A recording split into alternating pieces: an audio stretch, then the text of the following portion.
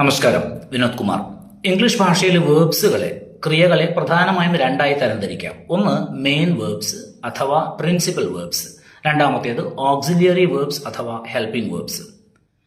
Main verbs എന്ന് പറയുമ്പോൾ നമ്മൾ നോക്കുമ്പോൾ തന്നെ അല്ലെങ്കിൽ കാണുമ്പോൾ തന്നെ നമുക്ക് ക്രിയ അല്ലെങ്കിൽ പ്രവൃത്തി എന്ന് മനസ്സിലാവുന്ന പദങ്ങളാണ്.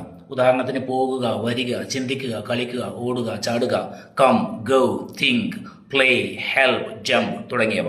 അതായത് കാണുമ്പോൾ തന്നെ മനസ്സിലാവും അതൊക്കെ പ്രവൃത്തികളാണ് എന്ന്.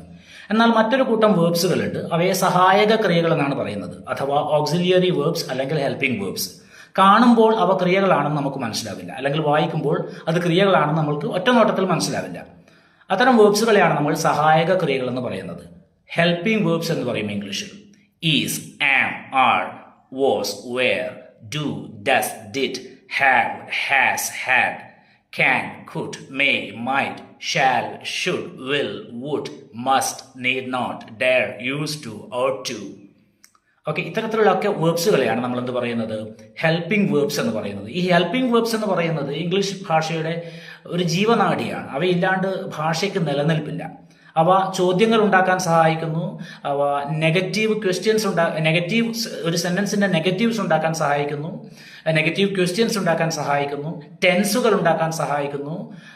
അപ്പോൾ ഈ ഹെൽപ്പിംഗ് വേർബ്സ് എന്ന് പറയുന്നത് അക്ഷരാർത്ഥത്തിൽ ഇംഗ്ലീഷ് ഭാഷയുടെ ഒരു അവിഭാജ്യ ഘടകം, ഇംഗ്ലീഷ് ഭാഷയുടെ എന്നല്ല, ഇംഗ്ലീഷ് ഗ്രാമറിന്റെ അവിഭാജ്യമായിട്ടുള്ള ഘടകമാണ്. Thank you very much.